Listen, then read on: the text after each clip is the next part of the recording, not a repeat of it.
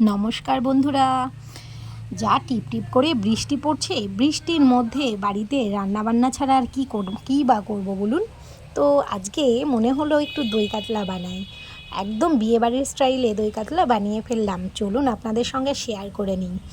এর জন্য আমি 900 গ্রাম কাতলা মাছ নিয়ে নিয়েছিলাম এবং কাতলাটা ছিল জ্যান্ত মাছ। এই জ্যান্ত মাছটাকে কাটিয়ে এনে ভালো করে ধুয়ে পরিষ্কার করে একটা পাত্রে 1 চামচ লবণ আর 1 চামচ হলুদ দিয়ে খুব ভালো করে ম্যারিনেটটা করে নিয়েছিলাম। এবার ভাজবার পালা, কিন্তু ভাজবার সময় মনে রাখবো খুব কড়া করে কিন্তু ভাজবো না, একদম হালকা করে ভেজে নেব। যেহেতু দই কাতলা সেহেতু কড়া করে ভাজবার কোনো প্রয়োজন নেই। এক এক করে আমি কড়াইয়ে তেল গরম হলে সর্ষের তেলের মধ্যে আমি মাছগুলোকে ছেড়ে হালকা হাতে ভেজে নিয়েছি। দেখতেই পাচ্ছেন কেমন করে ভেজেছি, ঠিক এইভাবেই ভাজতে হবে। এবার আমি এই মাছের ভেতরে যে উপকরণগুলো দেব সেগুলো আমি রেডি করে নিচ্ছি। এর জন্য নিয়ে নিয়েছি 2টো বড় মিডিয়াম সাইজের পেঁয়াজ কুচিয়ে নিয়েছি, আর নিয়ে নিয়েছি পরিমাণ মতো আদা, পরিমাণ মতো রসুন কোয়া, পাকা পাকা দেখে কাঁচা লঙ্কা, আর নিয়ে নিয়েছি 1 চামচ মৌরি। আপনারা তো অনেক রকম মশলা দিয়ে খেয়েছেন, আমি কিন্তু মৌরি দিয়ে করেছি। আপনারা অবশ্যই ট্রাই করবেন কিন্তু, আর ভালো লাগলে লাইক কমেন্ট শেয়ার করতে কিন্তু ভুলবেন না।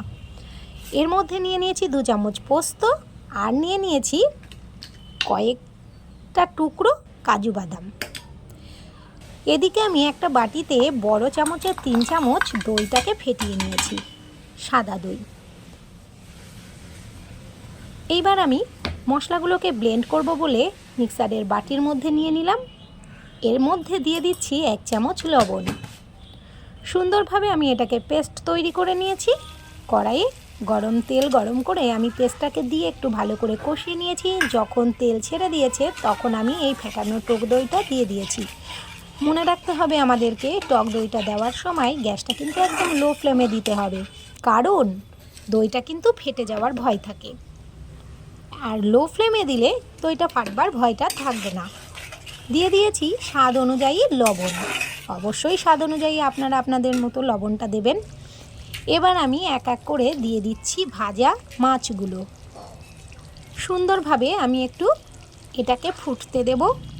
ওপর থেকে ছড়িয়ে দিলাম 4-5টা সবুজ কাঁচা লঙ্কা। দেখুন দই কাতলা একদম রেডি। এবার আমি এটাকে নামিয়ে নেব।